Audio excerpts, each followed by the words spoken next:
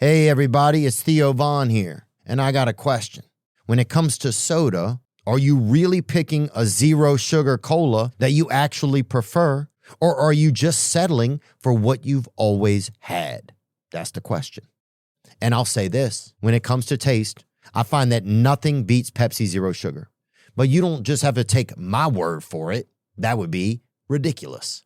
Pepsi has been doing blind taste tests for years. No labels, no brand names, just taste. And last year, they brought back the Pepsi Challenge, and the results were clear. 66% of people agreed and said that Pepsi Zero Sugar tastes better than Coca-Cola Zero Sugar.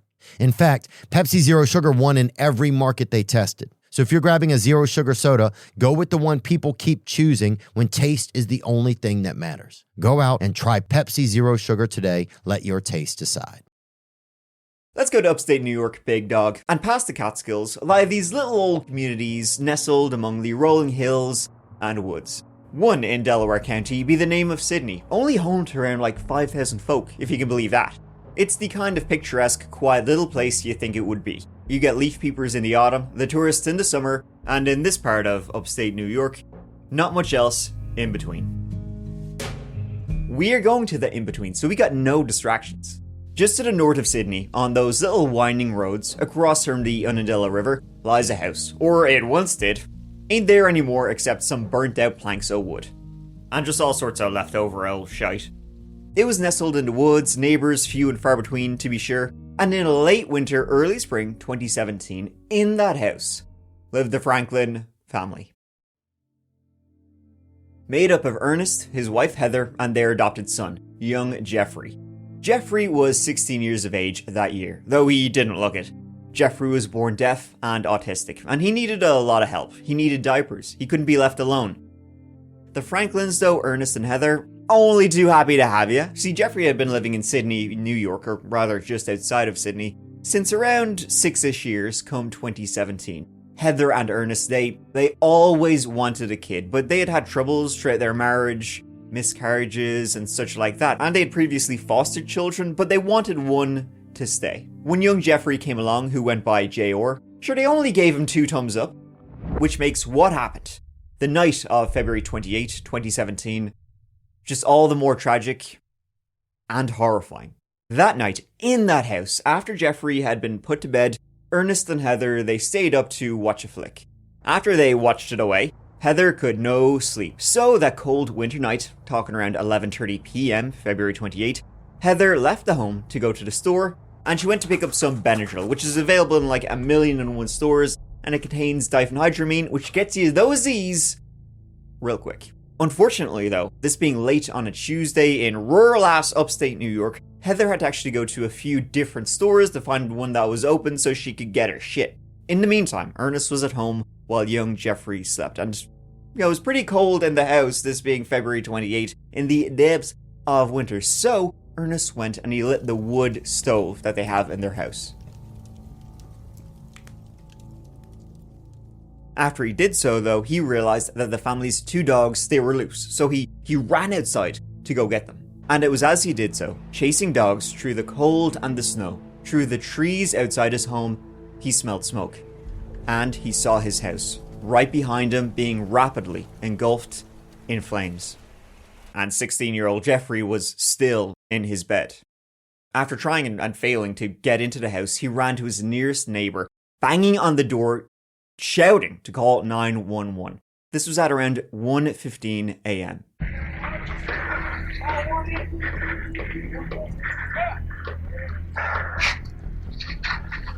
He was pounding on his neighbor's door, the Gildersleeves. Dominic Gildersleeve dialed 911 right away, and then ran outside to his neighbor and friend to see what he could do to help, if he could do anything at all. 911, what's the address of your emergency? It's not my house, it's my neighbor's home. It's on fire. You know if anyone's home? Yeah, they're home. Alright, if you want to go over and talk to them, make sure everyone's out of the house. I don't need to see them. But you don't see them outside the house. They came to my house and asked me to call them. Oh, alright. Okay, where do you see flames? The whole house is on fire. Fearing the worst, the Gildersleeves, they called Heather, who was still on that hunt for Benadryl, and when Heather answered the phone, she says, "Oh, I hope everything's okay." I don't think it is. In the back room, sleeping. How old's the person? No location. I can't get to him. I tried to run on the other side. I can't even get close. Hey, we got one inside in northwest east corner. Firefighters and deputies arrived, but there was nothing to be done, as friends and neighbors stood, watching the hill burn. I can't get in there. There's no way. There's no way. Yeah, it's in this back corner over here. We can't even get close to it. There's a power supply right here. Still helpless. Watch the boards. There's a couple nails sticking up. I got light here. Sorry. Yeah, it's getting fully involved now. Do you have a wood stove on or anything? Yeah. I still have wood in the backyard. What else lives here?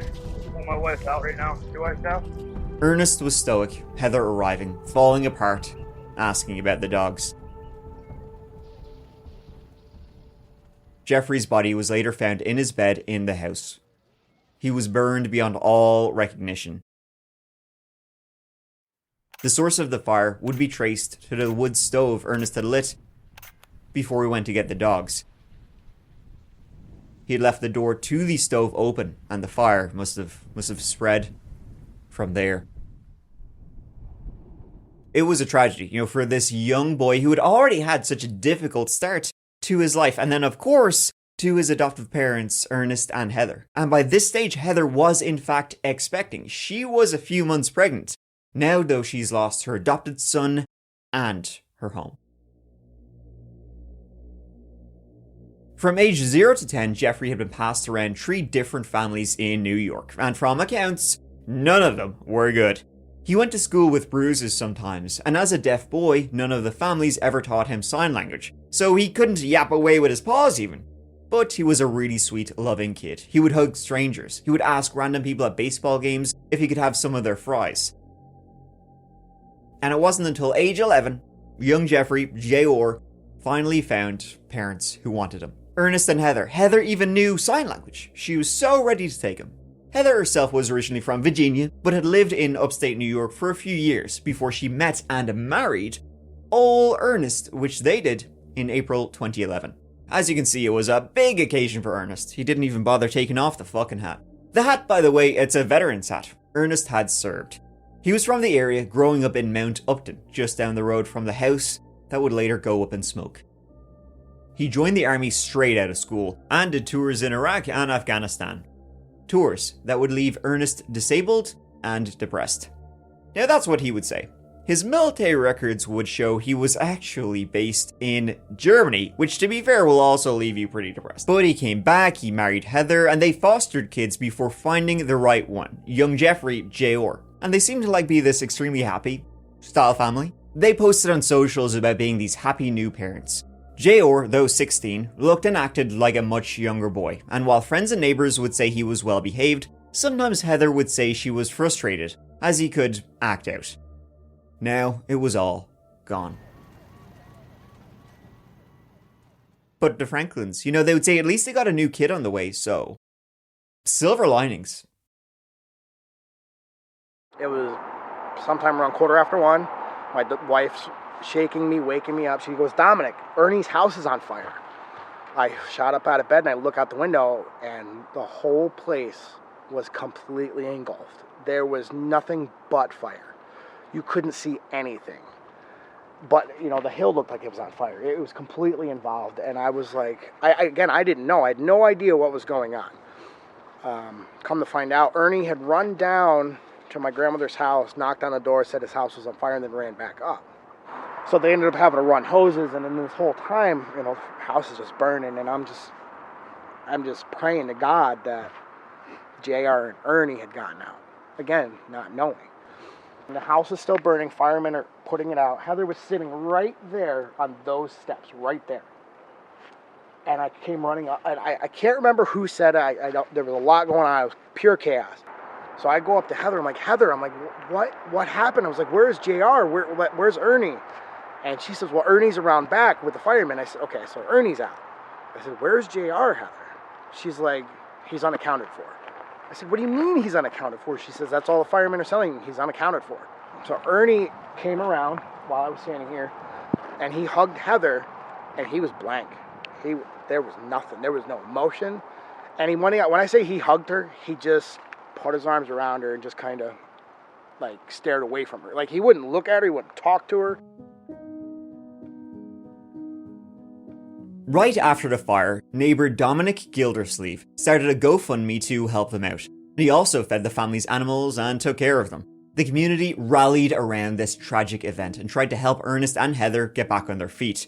Heather would post on socials, having been quiet since Jeffrey's death. I'm not trying to ignore anyone at this point, just having a very hard time coping and keeping down triggers as much as possible for my mental state and the safety of our unborn child. Jeffrey was a very loving kid. Every time I read a message, I break down crying. Update, I'm still feeling lost without JR to take care of. However, through all of this, we have not had to worry about any physical needs, as it seems God has used the people around us to show us so much love and support. Their reaction after the fire was pretty understandable.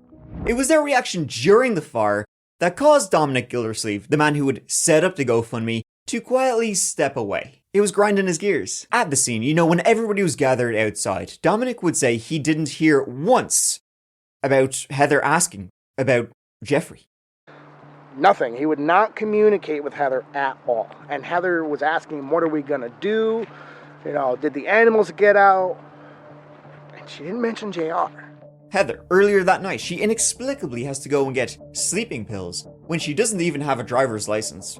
Dominic would say when he seen Heather pull up in the car, he was like, what you doing with that? Ernest said he was out chasing dogs, when their dogs are usually outside, and every single time, those dogs return on their own. Dominic stopped sharing the GoFundMe and quietly stepped away. Ernest and Heather, by the way, they kept that share button going. And neighbor Dominic, who had been so helpful to the family, he wasn't the only one who had some questions about the death of young Jeffrey Franklin. The police had discovered a couple of, red flags about the young boy's death.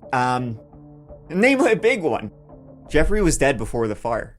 The police soon learned that the medical examiner could find no soot nor smoke in Jeffrey's lungs nor in his mouth. It's pretty odd that he just, dies, and then a fire breaks out when Ernest and Heather are somehow just not there and destroys every single thing you would ever need to know. Young Jeffrey was so badly burned, authorities couldn't even determine how he died. And combining that with how the parents acted the night of, stoically not asking about Jeffrey, Ernest even had no burns or smoke on him. He never went near the house. It all just stuck in the cop's craw. Something was just kind of missing here. And now that the police knew the fire hadn't killed Jeffrey, it's just not adding up. You're getting like 2 + 2 = murder? The amount of time Ernest said he was outside looking for the dogs versus how quick the fire had spread, fire investigators could determine, it didn't match up. He said he had left the stove door open and was only outside for a few minutes. Yet he must have been outside for a long time for the house to be as engulfed as it was. Their statements made no sense and were constantly changing as the police would re-question them and re-question them. They couldn't remember the name of the movie they had watched the night of. They couldn't properly account for the time from when the movie ended to when the police were called at 1:15 a.m. Police and Dominic put their heads together to try and determine what the shit had happened in these upstate New York woods. Ernie's my friend, there's some things I'm not comfortable story-wise that are Just tell us what you think. We don't truly know what happened up there. We're trying to... right. A 16-year-old died, so... Right. Something doesn't feel right. I don't know how to explain it. But your own personal opinion as a person... My own personal opinion, father, why did he come down here to call my wife to try and save us? Now, have you had any conversations with him in regards to what happened before or after? Now, I have not talked to him about any details because with him having PTSD, I'm not triggering it. Sure. And how do you know he has PTSD? This is what Ernie always told me. Police also spoke with Ernest's family, as he was the lead suspect here. He was the one that was home. My boy had problems when he came back from the service. Now, what branch was he in? He was in the Army, okay. How many years was he in? Quite a few, or? A year and a half. Did act different when he came back from when he went in? Yeah, he acted different. Angry, or what kind of... He was angry, yeah. He was angry. And both his parents and Dominic pointed to his military service changing him. Possibly something triggered him that night. Now, however, his parents nor his friends knew he definitely wasn't in combat. Like, at all, so don't know what could trigger him. Though he was in the military, which is, fair, but I don't think he's gonna be, getting PTSD from having Fraulein's shouting at him. Although I wouldn't put anything past him. Ernest's sister, who was actually quite close with Ernest and went to his house all the time, she also told the police a few things people didn't quite know, because, on the surface, they were this happy little family, these sweet people have adopted this kid with special needs, and it's just great. Aren't they just amazing? While behind the scenes, not really. Was there ever a positive moment in the last year, since 2016, where you're like, wow, I can't believe they're doing something for... I got to hug them goodbye once. But no other positive moments. Was there anything that we didn't specifically ask you about, or something that just kind of nagging in the back of your mind and you want to talk about? Anything that you think is important? I mean, even if, it might not seem important, if there's just something that's just kind of standing out in your mind. No, I said everything that's been nagging at me, except for... And the Franklins were extremely happy that Heather was finally pregnant, as they had been trying for some time. Jeffrey was somewhat now in the way. They didn't need him anymore. If it was my kid, I would die trying.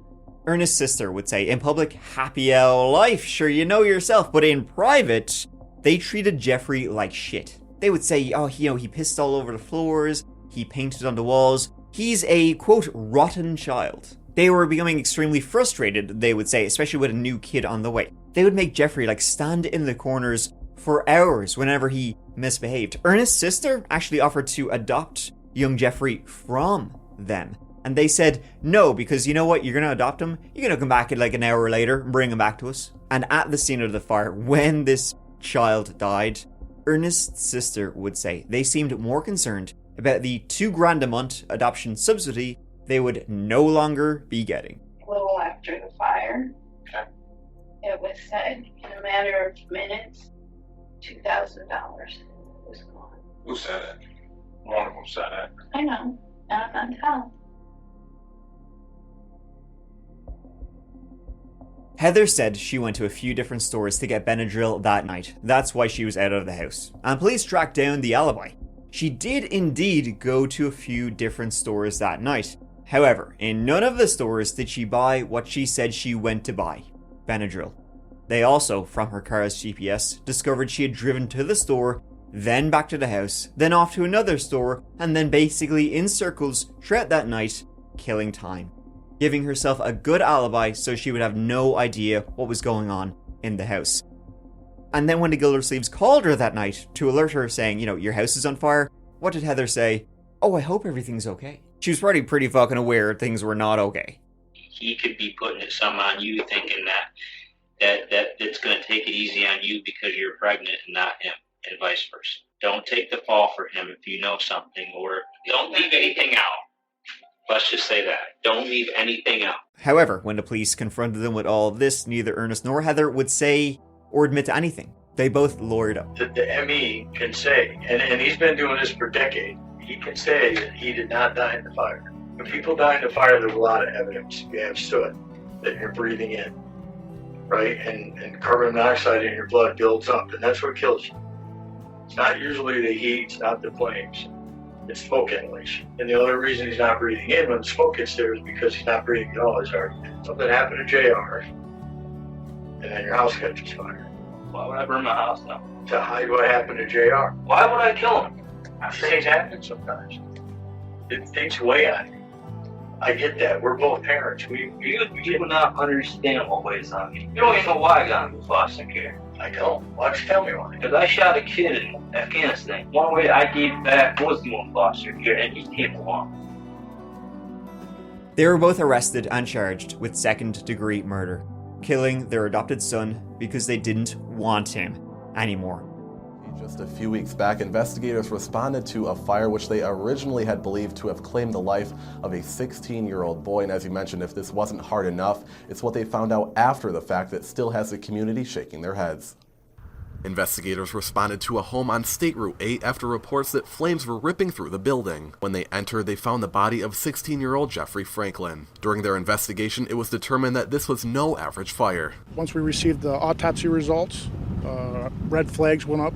We began to treat it as a homicide at that time, and things have come together to where we are today. His parents, Ernest and Heather Franklin, would later be accused of murder. Investigators say Jeffrey Franklin's parents killed him, then set fire to their home to try to cover it up. This child, Jeffrey, was adopted 6 or 7 years ago, and he's a handicapped young man and child. His death was caused, and they used the fire to try to cover that death up. And it's a terrible tragedy. Immediately after the fire, neighbors began chipping in to help the family rebuild. But after the autopsy results were released, Chenango County Sheriff Ernest Cutting Jr. says the community was shocked by the news. It's difficult, especially when you're on the outside looking in. Many people, just ask themselves, how could this ever happen? The sheriff says this is the first murder in Chenango County this year, but says it's an event that's unfortunately becoming more common. Seems like more and more here in upstate New York, these are the unfortunate stories that seem to grab our headlines. In jail while awaiting trial, Ernest got pretty friendly with another fella in the jail who was an womp womp for him, an informant. And Ernest would spill everything to this guy. Jeffrey was a burden. They had a new kid on the way and they wanted him gone in the permanent way. Ernest would say they got the idea for how they're gonna, get rid of their son from the movie they watched that very night. The movie they could mysteriously no longer remember the name of. The movie? Hold on to your butts. It was Manchester by the Sea. I can't beat it. Incredible movie. If you haven't seen it, go do and, cry. But spoiler alert for a movie that came out 10 years ago and is pretty acclaimed. The flick is about the aftermath of a man who, while drunk, accidentally burned his house down with his 3 kids inside. In the movie, Casey Affleck, he's drunk in the middle of the night and he forgets to put the screen in front of the fire. So I walk, it's about 20 minutes each way. I'm about halfway there. And I can't remember if I put a screen on the fireplace. He then goes and leaves to get more beer. He comes back, the house is ablaze. The log must have rolled out onto the floor. And then the furnace blew, and they couldn't go back in again. And that's all I remember. Look, Lee, you made a horrible mistake, like a million other people did last night. I'm not gonna crucify you. It's not a crime to forget to put the screen on the fireplace. So I can go? If something comes up we don't already know about. That's the exact same story as Ernest leaving the stove door open.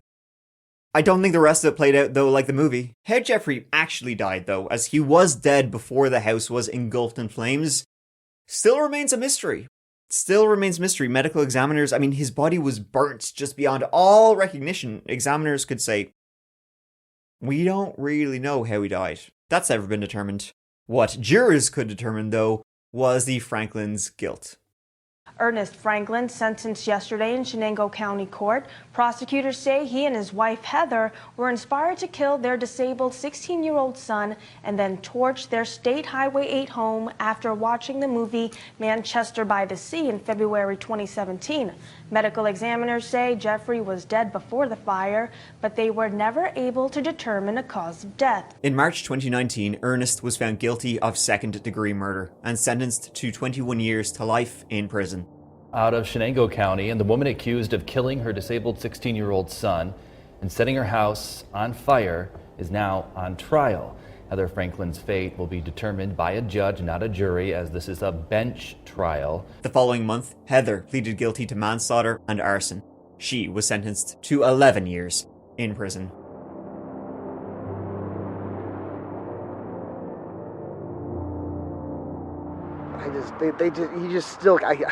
Talking about it, I can't.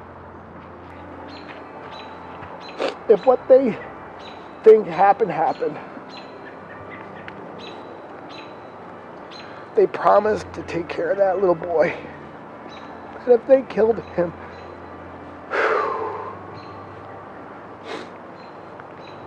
I could never As aggravated as I get sometimes with my babies, I could never do without. And if they didn't want him, they couldn't handle him or whatever, just put him back in the county. He didn't deserve what happened here, no matter what happened. I suppose Heather kind of like ultimately got what she wanted in like the ultimate monkey's paw sort of way, though like willingly monkey's paw. She did finally, as they'd been trying for a long time, have her own child. She just, won't be around to raise it for a long ass time. I mean, talk about a senseless murder inspired by a movie. And, watching Manchester by the Sea, it's a great movie.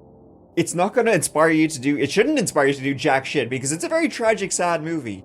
So that just shows you how kind of evil these pieces of shit are. If they watched this movie and thought, Jesus lads, that's a brilliant idea. They sure leapt at that one.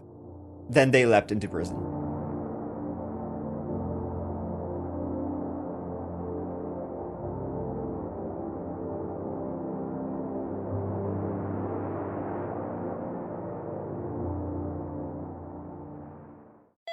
Lifelock, how can I help? The IRS said I filed my return, But I haven't. 1 in 4 tax-paying Americans has paid the price of identity fraud. What do I do? My refund, though. I'm freaking out. Don't worry, I can fix this. LifeLock fixes identity theft guaranteed and gets your money back with up to $3 million in coverage. I'm so relieved. No problem. I'll be with you every step of the way. 1 in 4 was a fraud-paying American. Not anymore. Save up to 40% your first year. Visit LifeLock.com/podcast. Terms apply.